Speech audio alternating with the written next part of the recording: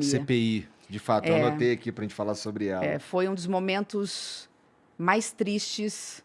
Eu entrei muito comovida e saí totalmente indignada com tudo que eu vi ali dentro. Por quê? Porque no momento que o Brasil mais precisava de um líder, de alguém que acolhesse, que abraçasse, que se importasse com as pessoas, o Brasil estava diante de um presidente negacionista, que negou vacina, que não mostrou um mínimo de empatia, de solidariedade, que não tinha medo da pandemia. Eu tinha, usava máscara, tinha preocupação, ele não tinha. Então, ao invés de sair em motociata, né, ele saía em motociata pelas avenidas do Brasil, se ele pudesse entrar num hospital, só num único momento de dor de uma mãe que perdeu um filho e tivesse abraçado essa mãe, ele teria todo o meu respeito. Ele perdeu todo o pouco de respeito que eu ainda tinha por ele quando ele virou as costas para cada mãe que perdeu um filho, para cada filho que perdeu uma mãe. E eu vi ali não só o atraso da compra de vacina. A Pfizer... Aqui não tem problema falar... Não, pode falar o que você quiser. Pode falar até cloroquina. Eu esqueci de perguntar quais são as regras aqui. Não tem regra. A Pfizer, e nós vimos isso pelo depoimento dos CEOs, né, disse que estava pronta para fazer o Brasil ser o primeiro país do mundo a vacinar. Nós poderíamos ter começado a vacina 45 dias antes. Então, foram 2 momentos muito tristes. E aí eu fico imaginando, eu não perdi ninguém da minha família, nenhum parente próximo, nenhum amigo querido.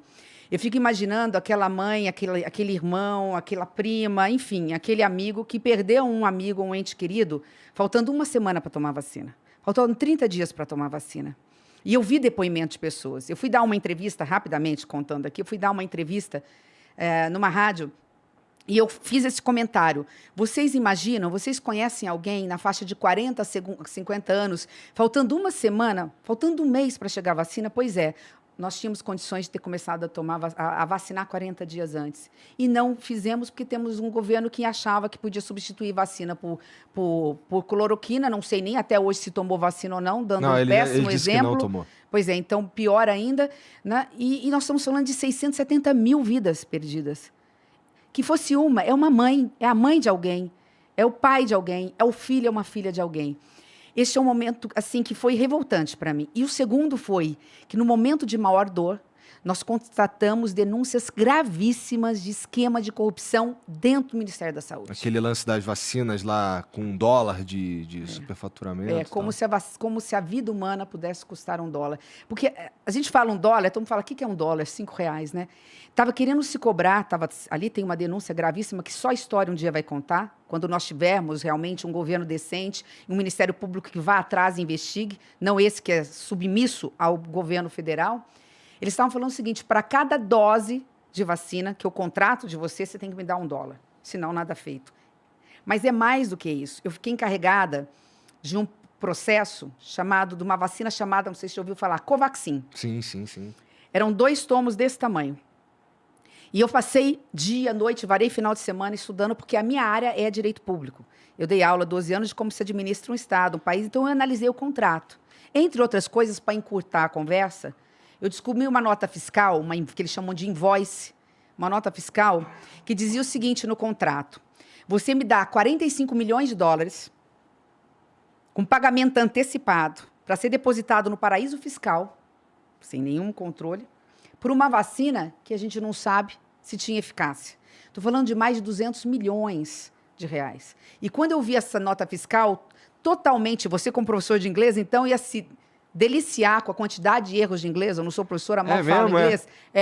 Com todas as notas, todos os equívocos ali, estava tudo ali. A denúncia estava ali, nós tivemos que denunciar. Então, fala assim, não houve corrupção na compra da vacina, porque a CPI antecipou e a CPI impediu É isso que eu ia falar, porque isso daí não chegou a ser comprado, não chegou a pagar por essas vacinas aí.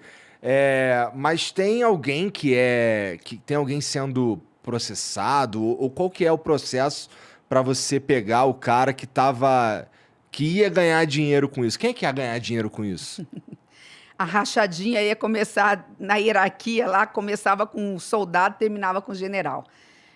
Nós tínhamos pelo menos 2 núcleos temos pelo menos 2 núcleos, ou tínhamos, no Ministério da Saúde. Eu não sei se vocês se lembram, nós estamos falando de um general que assumiu a pasta.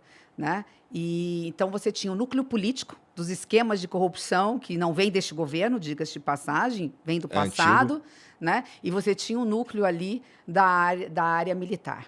E aí meio que todo mundo ia se dar bem nessa então, história. ali nós tínhamos 2 núcleos disputando, né? A Dundollar, que você falou, era um núcleo, a da Covaxin era outra. Entendi. A gente está falando de suspeitas ainda, de indícios, porque, infelizmente, o Ministério Público não abriu, fala que não há indícios e não abriu o processo. Nada impede que no futuro próximo, a partir do ano que vem, esses processos sejam, essas denúncias sejam investigadas e a gente escancare um grande esquema de corrupção que podia estar sendo tramado dentro do Ministério da Saúde. Esses